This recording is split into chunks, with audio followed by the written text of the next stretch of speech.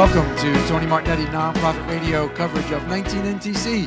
That's the 2019 Nonprofit Technology Conference, and we are in Portland, Oregon at the Convention Center.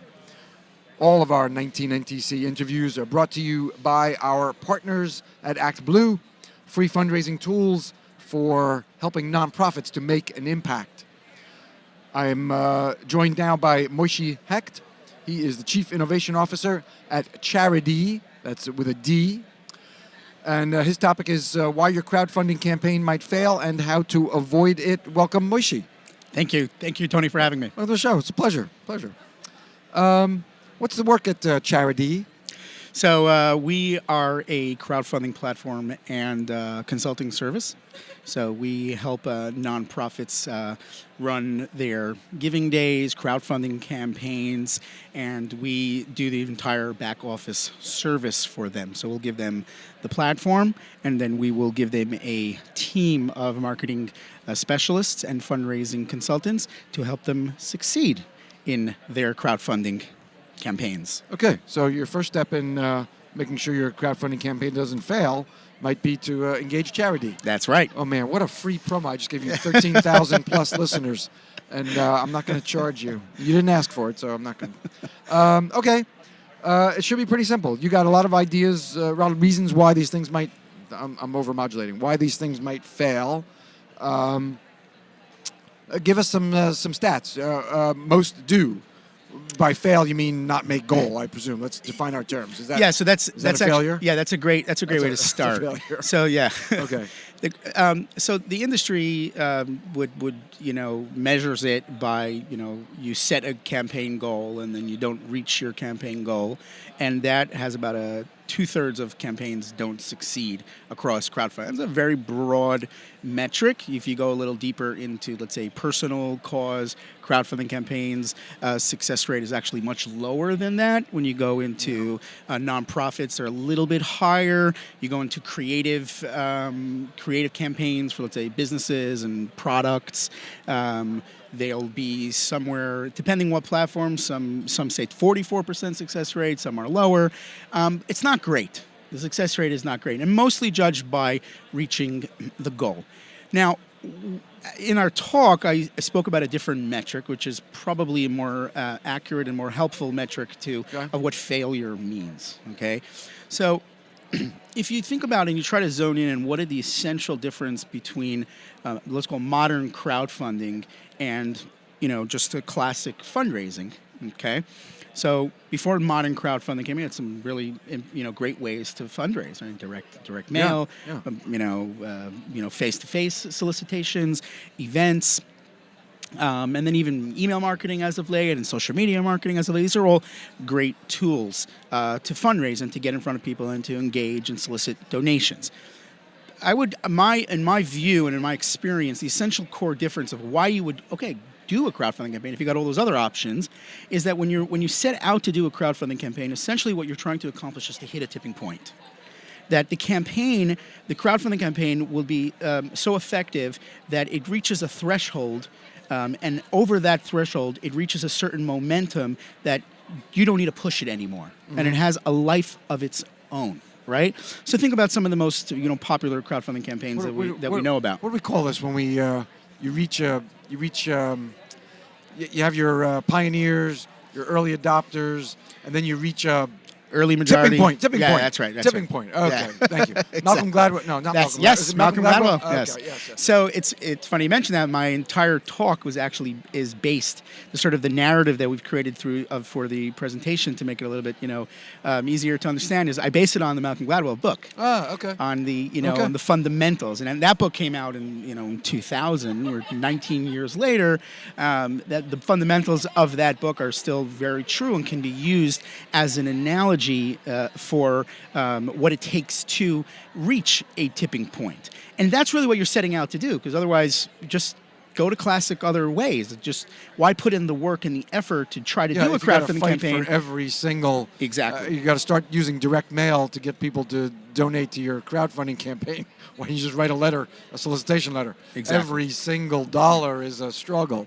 Right. So the possibilities is really what, of this, uber connected world, this worldwide web of goodness and kindness that we live in, the possibilities of hitting a tipping point, of having the campaign go well beyond your own abilities to take on a life of its own is really what we're trying to accomplish. So I would say that there's actually, if you use that metric as failure, it's actually a lot more than 2/3%. Right. It's just that's harder to measure. Right. We'd have to really do granular analysis of what lots of campaigns and how they trended and over what period of time. Okay. But if you apply that measure, I'm sure it's not stats great. are much worse, less than a third succeeding. Okay. So what?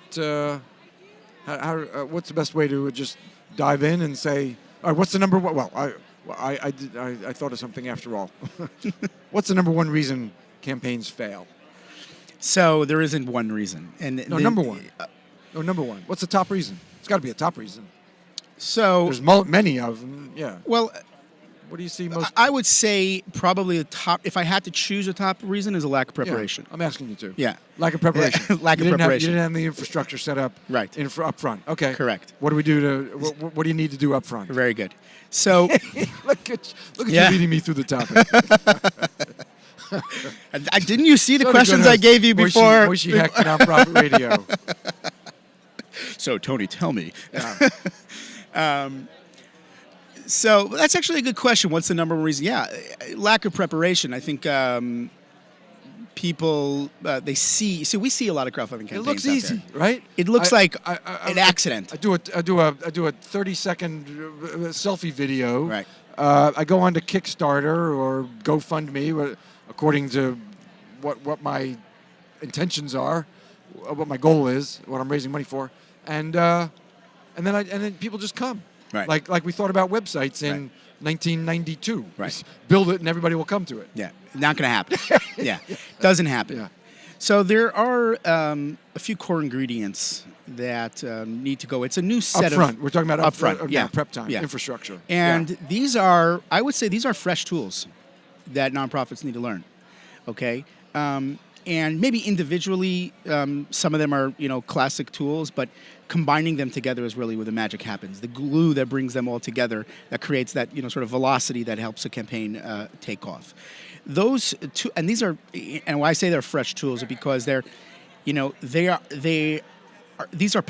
is possible. I believe, we hear a lot of saying don't try to do a, ice bucket challenge for your organization, right? It's just not realistic. And that's actually, if a consultant would tell you that, I would say, yeah, he's looking out for you. He's not trying to set you up for, unrealistic expectations. But I have a bit of a different view, and the way my experience and what I do for a living is, we actually work to reverse engineer an ice bucket challenge and say, what were the ingredients that went into the ice bucket challenge, even though it happened by accident. Yeah, organic. Okay, organically. Yeah. It's not like someone came together and was like, all right, we're going to raise $150 million, and we're going to get the entire world, plus the president and Bill Gates, everything. Here's the plan, follow the blueprint, do it. But ALS had some things in place. Right. Well, not with this intention. So I would say it doesn't. That, so I would say, while studying it doesn't matter, meaning whether the things happened by accident or they happened with intention, it doesn't matter. Just study what were those things. They were in place. No, I understand that. Yeah. I agree. Yeah, so I was just making it clear that they didn't set them up with the intention of exactly an ice bucket, because that's contrary to what you're talking about. Right. Yeah. So what we've done is get into it. What are they? What are they already? So number one, let's go through Malcolm Gladwell. Okay. Number one is the power of the few. Okay. So we know about the power of few 80-20 rule when it comes to fundraising. Right, 80% of your money is coming from 20% of your people. 20% of 20% of your people should be giving 80% of your money. Right, and we use this as a methodology for fundraising. Rarely do we use it as a methodology for volunteer engagement and for soliciting people to become ambassadors and influencers for your organization, where we say, okay, well, if we're trying to get to the masses, we should just engage with the masses. Yeah. But The reality is that it works the same way with volunteer engagement and getting people to advocate for your organization. Is first find the power of the few, find the power of those. They call them the influencers. Your power. Exactly. They have power on social media. Exactly. So Gladwell breaks it down into three different types of people: connectors, mavens, and salespeople. Right.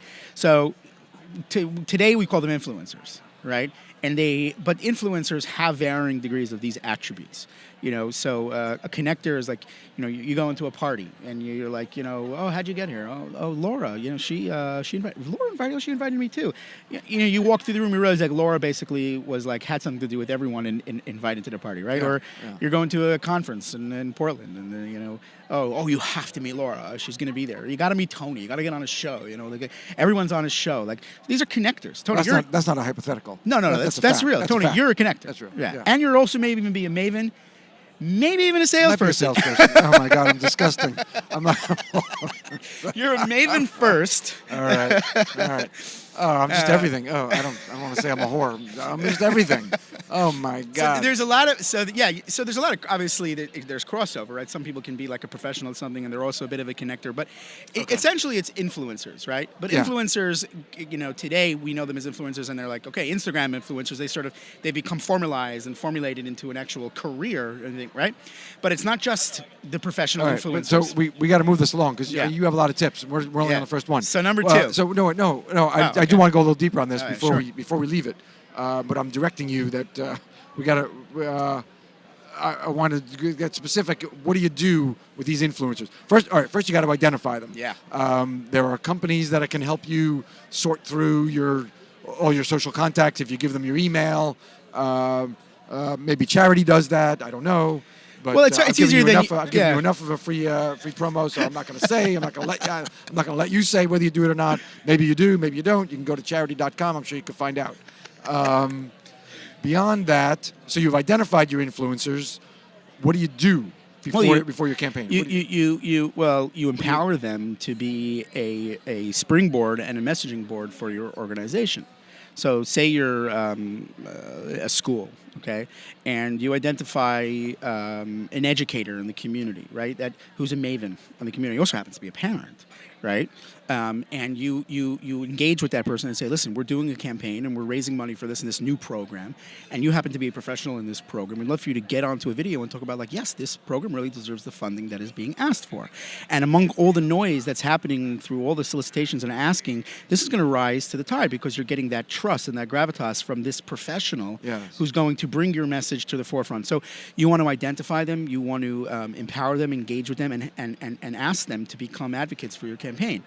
Now, and they're first, so they're really carrying the message forward, right? The connectors are like just by posting it on Twitter today, or posting it on Instagram, or putting it in a WhatsApp group or something. They're naturally connecting, or they're going to an event, right? The mavens are giving weight and trust to the conversation. Salespeople are creating persuasive reasons why you should give, and you should give more and give even more.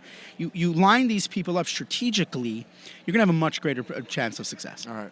How far in advance? Great question. So it happens in only took 14 minutes for a decent question. Yeah. It's unbelievable. How much time do we have? We had a lot of banter in advance. We got another 10, maybe 12 if I feel generous. It happens. How far? So we do it. We do it in stages. So what's really important with crowdfunding campaign is keeping the momentum going. So you don't want to start preparing a campaign several months before, and then you lose interest and you lose momentum, right? Okay. Because it's like a plane. It's like a plane taking off, right? So they're usually the first people that you would reach out to. But before you go public. Before you go public, right? So you'd reach out to Give them a couple of weeks before. Yeah, a couple of weeks before. If I'm dealing with we do some with universities, so it'd be like, let's say 2 months before the campaign.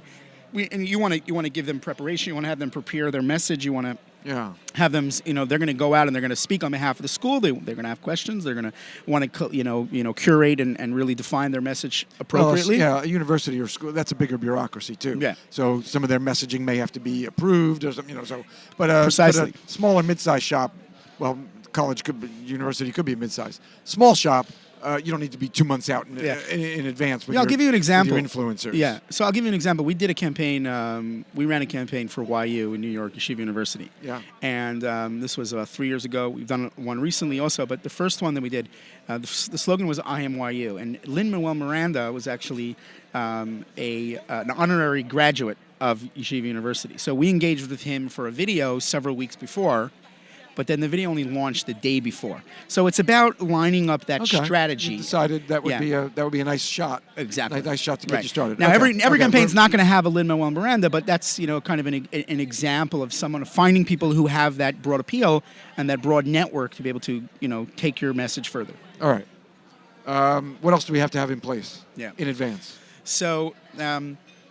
That's right. We're only on the in advance stage. We're not even into the, and we have like 10 minutes left. So we got to. So the second thing is really taking. Taking messaging very serious. So wait, are we still in preparation? Yeah, we're. So I'll tell you, Tony. Oh, everything. Everything happens in preparation stage. Oh, okay. If you and when I always say that, it's like once your campaign starts, it's already over. There's nothing you can do about it once it starts. Once it starts, you just if you're waiting for it to start for it to be successful, you're going to lose all your friends. Okay. Yeah, because you're just going to be harassing people throughout the campaign. That's the beating down the door for every dollar. So we don't want that. That's not the outcome that we're trying to. Okay. It all it's all preparation. All happens before. If you really wanted to, take off. Okay. Yeah. So the second thing is just taking your messaging very seriously. And Gladwell talks about it, compares it to the stickiness factor. You can have good messaging, or you can have messaging that actually sticks. Right? So going to the depth of your cause and your appeal and really defining the truth and the essence of what you're trying to say, but then churning that into a bite-sized, congestible message that has legs, okay? Right. And a message that is going to be memorable, easily, big headlines that'll be able to, the think different, the open happiness, those type of messaging.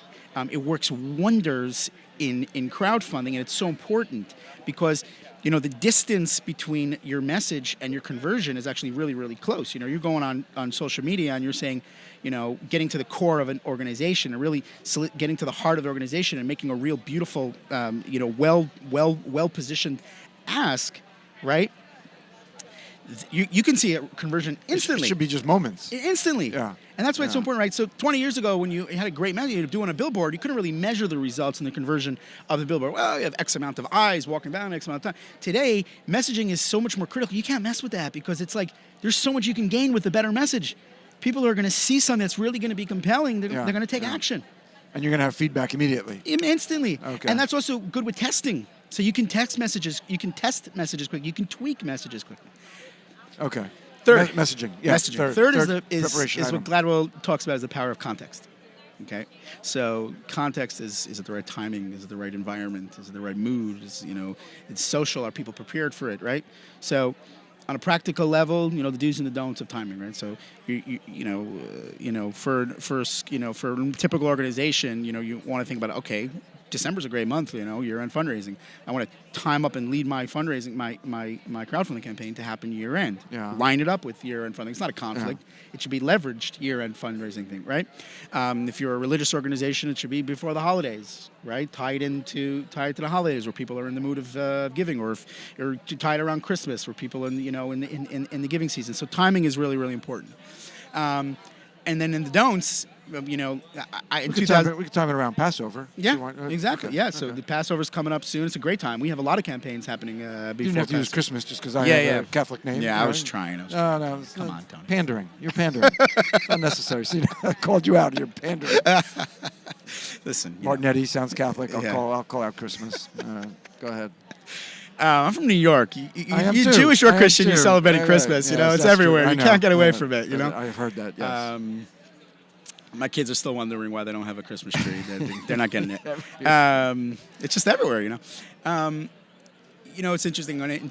Before this company I worked for, my brother started a virtual currency company. This was 2012. A virtual what? Virtual currency. Currency? Oh, really? In 2012? Yeah. Oh, my God. No one Pioneer. Right. Too early. Way ahead. Way ahead. Way Very ahead. bright guy's got bad timing. It was way ahead. He was just too much of a visionary, way ahead. Right. So you're talking about, and there's actually have been in the last 6 months, I've actually seen already 3 businesses that have almost the exact identical business model to what he created and what we were trying to create then. Genius, brilliant, nothing, bad timing. Right? I mean, but these other 3 have taken off? There's movement. There's a whole ecosystem today of virtual currencies today. So timing is really, really important. You know, are you coming out with your message where the environment is ready for it, right?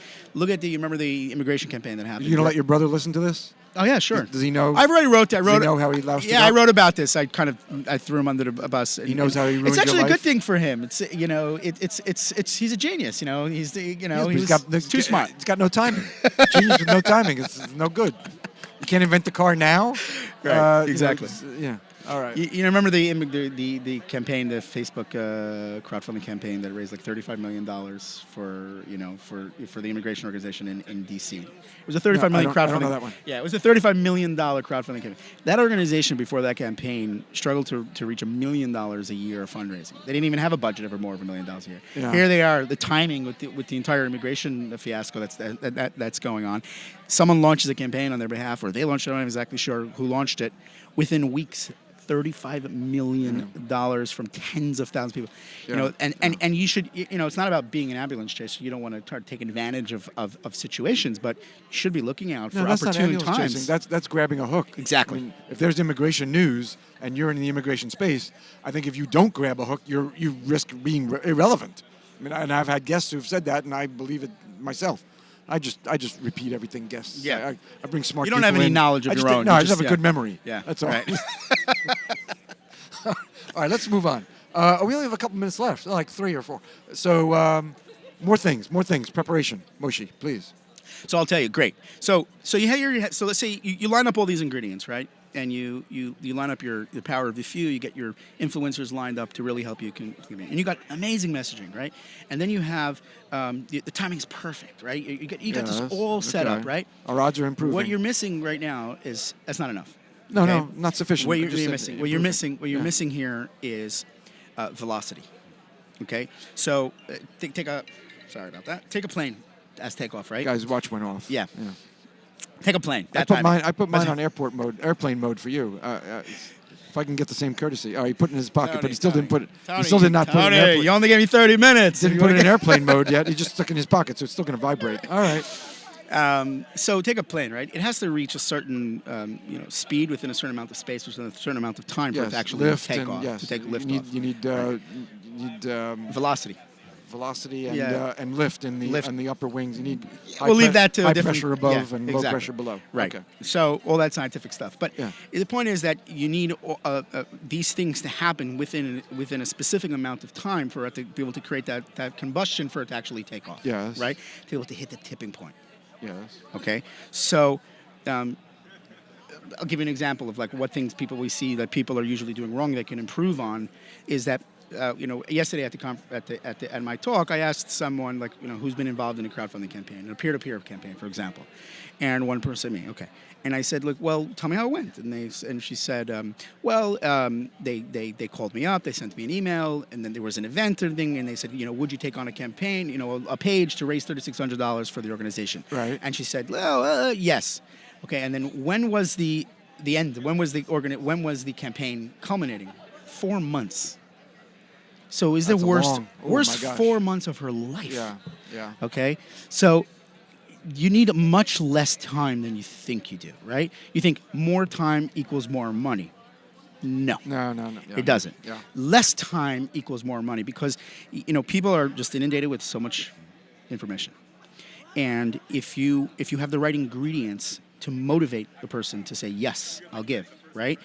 By telling them, whether let's say you put a matching component on the campaign, right? Where you say, in this limited amount of time, your money will be matched, right? Right. Or you put it, you have a certain goal that you have to reach within a certain amount of time. Create that urgency, that impact, that recognition when everybody's going to be recognized in the campaign. You have all those ingredients and you have the right messaging and you have the right people pushing it and the context is right. You need very, very little time to actually take off. The majority of our campaigns happen in 24, 36 hours. Millions are being raised in 24, 36 hours with weeks of preparation. So if you want to hit a tipping point, you can't have, miles of runway. you'll never take off. You'll drive right off the miles of runway, and that's it. Right. So shorten the runway, and prepare the ingredients that you need, as we just mentioned, but tighten. That should all be done in the maintenance hangar. Exactly. I'm airplane analogy in case that wasn't obvious. Yeah. No, we're feeding off, Tony. We're feeding off each other. It's done in manufacturing. I mean, you go way back, but it's done in maintenance. Maintenance and cleaning. Yes. Okay. All right. I can give you another minute. You got? Can I? Yeah. You got one more thing? You want to wrap it up? You want to? Without mentioning Charidy.com, Yeah. Can you you want to summarize, or you want to give another tip? Yeah, no. Listen, I'm here today, and I don't do a lot of the conferences, but it's fantastic to be here. I think the N10 conference is really nice. There's some of them are like way big, and there's not a lot of too big to have too much conversations, and then there's too small. Yeah. I think this is a really, really nice size, the N10 conference. I've met a lot of wonderful people here, a lot of people doing a lot of innovative stuff in the space. It's encouraging to be here, to see a lot of people working towards the same goal. Yeah. All right. We're gonna leave it there. That's it. Thank you, Tony, for having me. Actually, don't walk away yet. Wait, your phone is your watch is buzzing. He's Moshe Hecht. He's the Chief Innovation Officer at Charidy, Charidy. That's enough shout-outs for that. And you are with Tony Martignetti Nonprofit Radio coverage of 19NTC, the 2019 Nonprofit Technology Conference, Portland, Oregon. All of our 19NTC interviews are brought to you by our partners at Act Blue, free fundraising tools to help nonprofits make an impact. Thanks for being with us.